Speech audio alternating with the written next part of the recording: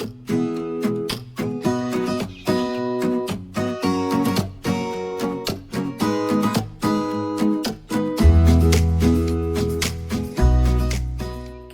morning, friends. We are kicking off this day by taking you for a tour of our farm and garden.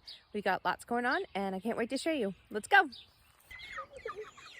Here we have about 50 Cornish cross and a Joel Salatin style chicken tractor, and we are going to move them. All right, my husband Matt is going to show you what our morning chores are like.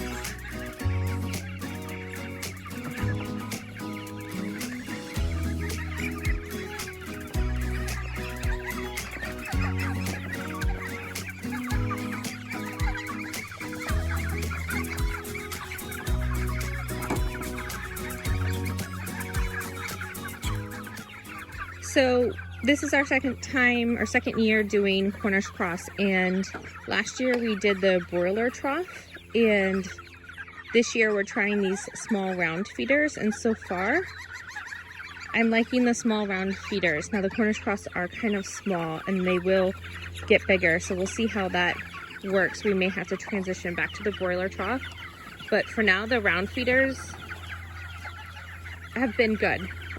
We noticed last year that the Cornish cross were getting stuck in the broiler trough, and the feeders just prevent them from actually like getting inside and pooping in the broiler trough or getting stuck just in the frenzy of trying to feed.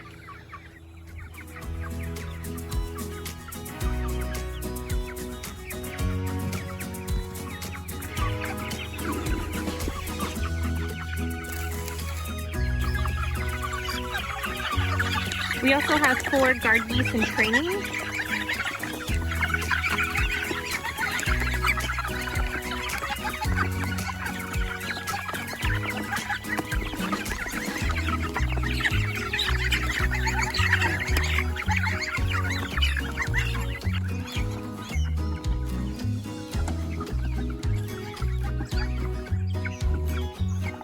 So we have a small patch of corn that we're trying to grow here. Last year I grew corn in the main garden and I spaced them out too far and it just didn't work out. So this year we're just trying a little patch. The previous owners had a burn pile here, so it was really easy for us to till, and we just put some corn in it and we'll see how it turns out.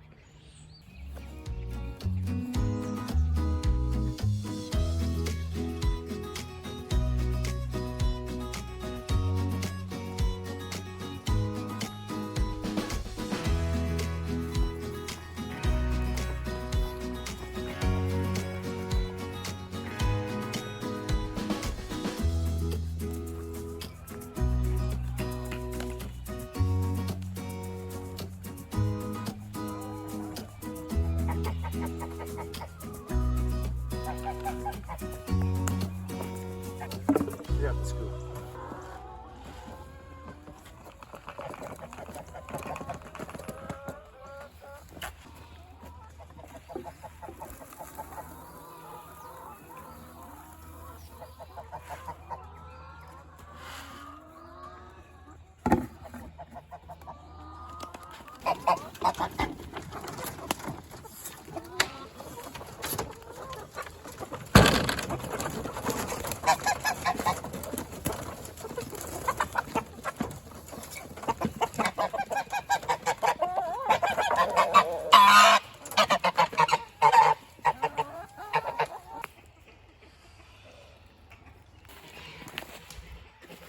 I think we could fit them in pretty well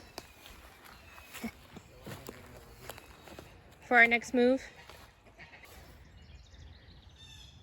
We currently have 2 paddocks of goats. We keep Nigerian dwarf goats for the milk and for the ease and management. You know, they're our first livestock animals, and you know, their size was just appealing for a young family. So there are 4 goats in this one paddock, and there are actually 2 young bucks We have, our bucks are only 4 months old, but these 2 does that are with them did not settle in the fall when we tried to breed them. So we're trying to see if they get bred by these young guys. Good morning. This is Dukes, and Bolt is the white one under the hay feeder over there. If they do take, because we do keep registered stock, we will have to run DNA to see who sired any potential kids. But for now, we're more concerned about trying to get these gals pregnant rather than keeping the breedings together. And since the bucks are so young, we wanted to give them a chance.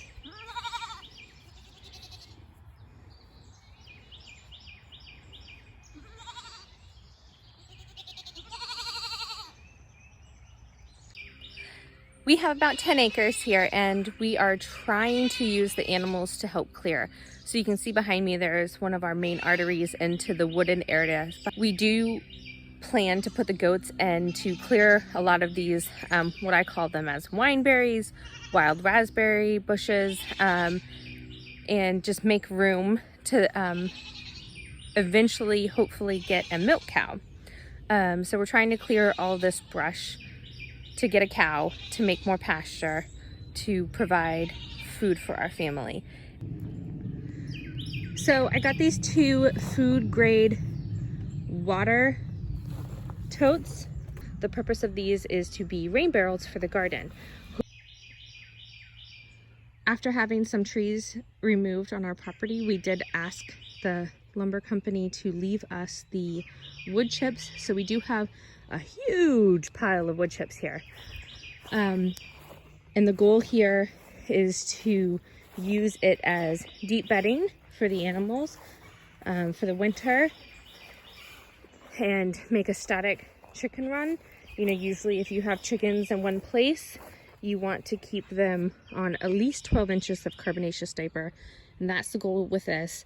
Unfortunately, we do not have a way to cover it, so the chips are just exposed to the weather, and that's just an inefficiency that we're not able to correct at the moment. So we just have to roll with what we have. In the fall, we had pigs sow grass for us in these wooded lots, and so this is some pig sowed grass, and this whole area back here used to look like this really tall grass right here, but we have been using a second herd of Nigerian dwarf goats to maintain this wooded area, and we're using the goats instead of mowing because there's just too many sticks and stumps and uneven ground that we've tried mowing before and have, you know, messed up our blades and hit stumps. We actually had the blade pierce the deck of our mower. So just the damage to the equipment just isn't worth trying to maintain this with a mower. And we have animals. So why not have the animals maintain the property for us as co-laborers, as Joel Salatin would say. And I'll take you back here. You can see the areas that we move the goats to. We do move them pretty regularly, if not every day, at least like every other day. We typically move them in the afternoon, and so it's morning right now. So we will probably be moving them later this afternoon, but and it might be hard for you to see, but you can see there's a stump right about there. That's where the fence has gone, where the grass starts getting taller again. And then here, where it looks nice and manicured, is where the goats have been. So you can see, and we have 4 does. Our 2 pregnant does and our 2 small yearling does make up this flock, and they're doing a great job maintaining the woods for us. So behind me is our orchard that we just put in this year. We are trying to get our fruit trees going. Unfortunately, we put the trees in without having any fencing to protect them, and the deer have absolutely destroyed some of the leaves. So we have fencing coming today, actually, so that's great, and hopefully it'll prevent any further damage to our young trees. On the agenda is to take care of this wood pile. We had to have some trees taken down, and the goal here is to split this to put in the wood burner for next year or the year after. And here we have one of our flocks in a Justin Rhodes mini chickshaw. And right now the chickens are tilling up the bedding of where we had the goats over the winter. And you can see that they're doing a great job, you know, spreading out all that deep bedding that we had.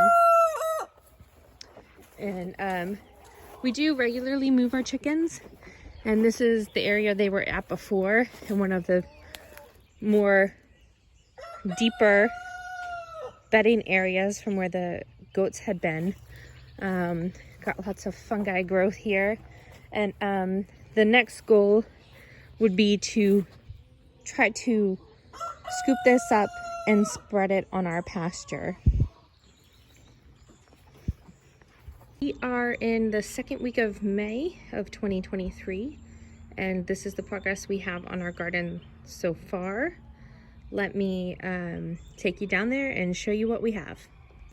Our raised bed is just a couple of wood debris that we have found on our property, and since we do not have any electric fencing put up right now for protection, I have all these pinwheels stuck around just to try to prevent squirrels and deer from digging in here. I also did some companion planting. My understanding is that deer don't particularly like onions, so I have blue kale planted amongst all these onion starts. And then we have lettuce, lots of various types of lettuce, and we have bok choy and radishes here. And actually I was trying to plant the radishes in the rain and spilt the seeds, and you can see they're just all clustered there. So that is something that's not great. Over here we have a row of brassicas. These I think are some sort of broccoli. I think it's more broccoli. And then we have spinach, a little bit of spinach, and some kale.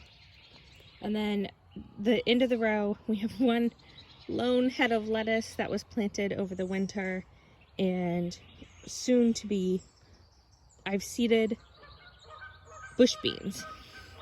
And then you'll see here we have broccoli, more broccoli, tatsoi, and I've also done some companion planting. I've done onions and spinach all through here. And then the next row over, we have peas, lots of peas, and on the side of the peas I have planted lettuce. You know, I kind of really shoved it in there. I am just experimenting and getting an idea of what to do. I have peas and lettuce, and then here are my seed starts. I have cucumbers, more cucumbers there, cucumbers, and I have start peppers that I just seeded. This row has been giving me a pretty hard time, but it does seem like it's taken off. I put some radishes in there, and also beans, and we'll see how it does. It's supposed to be a bush style, so we'll see. Here I have a row of about 29-30 tomato plants, and they're just in the ground. Just got them in the ground now. And here I need to put in a row. I'll probably do a row of beans. And this patchwork frame here will be where the cucumbers will be trellised. I'm gonna try vertical growing of the cucumbers. Then I'll have room for one more row of beans. And this last row is soybean that I just planted. All right, in the back, we have a garden tarp. So it recently rained, so you'll see all the water. We have a garden tarp that we are trying to kill the grass to put our melons in. We're going to do winter squash and watermelons, cantaloupes, all sorts of melons. So I've started seeds for all of those, and hopefully we'll give this another week or two of, passively trying to kill the grass. And then we'll put in our melons. And we're holding it down with potato grow bags. So we have our potatoes growing in these bags. And if you've never used them before, you start your potatoes, and then as the potatoes grow, you just keep adding more and more dirt to them. And the potatoes will grow along the stalks. So we're giving it a go, seeing how it works. This one you can tell is kind of taller than these others here, than this one. So